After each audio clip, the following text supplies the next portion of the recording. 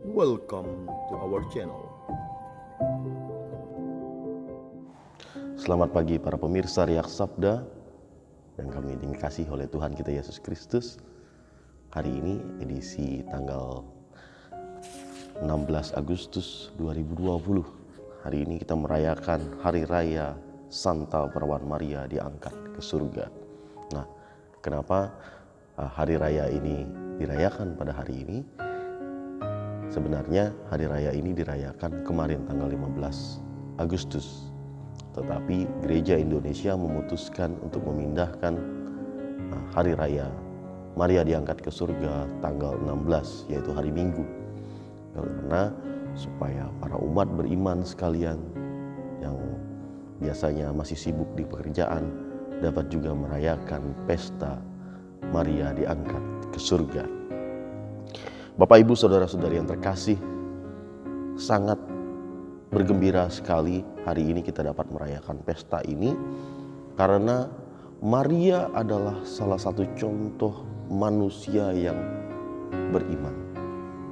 Nah, makanya salah satu titel beliau adalah manusia yang beriman. Nah, ada beberapa titel yang nanti dikaitkan dengan bacaan-bacaan kita pada hari ini. Nah, yang pertama kalau kita lihat dalam bacaan pertama, di mana di dalam kitab Tawarik, Daud mengumpulkan segenap bangsa Israel ke Yerusalem untuk mengangkut tabut Tuhan ke tempat yang telah disiapkan untuk itu.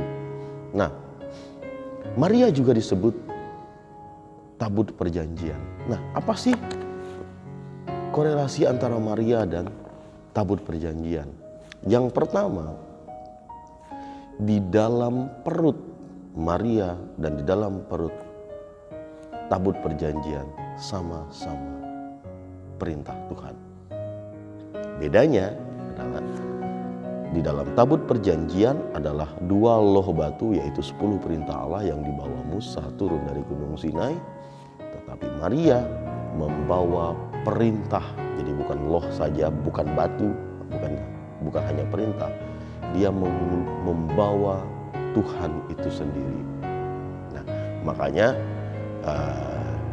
di beberapa teolog mengatakan Maria juga disebut sebagai tabernakel pertama, seperti di belakang. Kenapa? Karena di dalamnya ada Yesus. Seperti di tabernakel kita tahu selalu ada sakramen. Nah, di sana dikatakan bahwa mereka meletakkannya di tengah kemah dipasang oleh Daud itu, kemudian mereka mempersembahkan kurban bakaran keselamatan di hadapan Allah. Setelah selesai ia mempersembahkan kurban bakaran dan kurban keselamatan, maka ia memberkati bangsa itu demi nama Tuhan. Nah, Daud memberkati bangsa itu demi nama Tuhan. Tetapi Yesus memberkati kita semua dengan dirinya, yaitu dengan tubuhnya yang dikorbankan di kayu salib. Siapa yang membawanya? Yang pertama Musa, dan ditaruh di dalam loh batu, di dalam tabut perjanjian.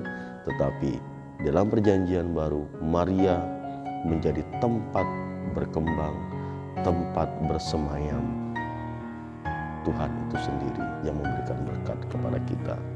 Itu sangat luar biasa sekali. Nah, di dalam bacaan kedua, Rasul Paulus itu bercerita soal bagaimana maut dikalahkan, bagaimana dosa itu dikalahkan. Nah, saat manusia pertama jatuh dalam dosa oleh Hawa, Maria sebagai Hawa baru datang membawa keselamatan kepada kita. Itulah yang dikatakan oleh Paulus di sini. Dikatakan bahwa maut telah ditelan oleh dalam kemenangan.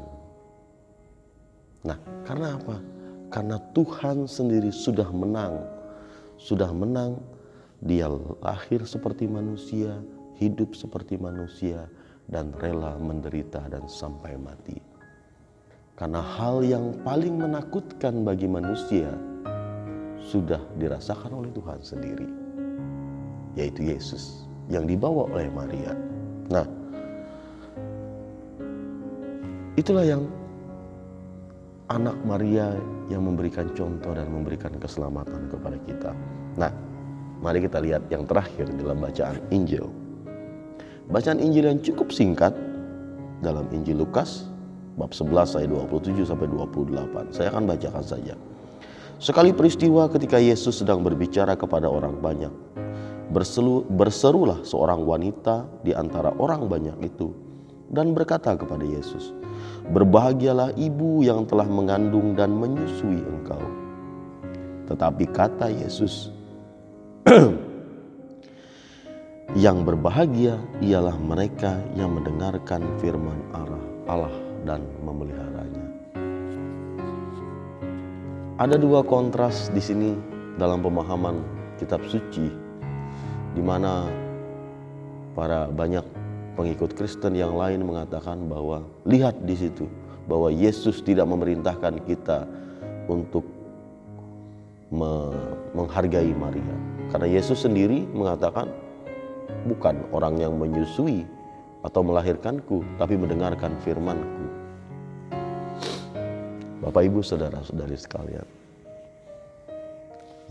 Maria bukan hanya mendengarkan firman, bukan hanya mengikuti firman, bukan hanya melahirkan atau menyusui, tapi ia menerima, menjaga, dan mengikuti firman itu dari awal penerimaan sampai ia mati di kayu salib. Oleh sebab itu, Maria bukan hanya menyusui dan melahirkan, tapi ia menjaga sang firman. Dialah yang mendidik sang firman. Orang yang menyusui saja kita hargai, apalagi orang yang menjaga sang firman yang ada di dalam tabernakel, yaitu orang yang pertama di dalam tubuh rahim Maria yang ia jaga, yaitu sang firman yang membawa keselamatan kita. Jadi wajar-wajar saja kalau Bunda Maria adalah orang pertama yang diangkat ke surga. Tidak ada yang perlu diperdebatkan, tidak ada yang perlu disesalkan, tidak ada yang perlu dipertanyakan lagi, karena Bunda Maria pantas mendapatkan itu, dan Bunda Maria berhak untuk menerima karunia diangkat ke surga. Dan yang dapat kita pelajari adalah ikuti teladan Maria, menjaga firman. Kita menjaga firman yang ada dalam hati yang kita bacakan, dan kita mengikuti apa yang firman itu sampaikan kepada kita melalui kitab suci, bacaan-bacaan yang kita dengarkan setiap hari. Semoga demikian. Tuhan memberkati. Amin. Jika kamu suka video ini, like dan share kepada teman-teman seiman. Jika kamu ingin mendapatkan update-update terus, tekan subscribe dan hidupkan tombol lonceng. Terima kasih. Tuhan memberkati kita selalu. Amin.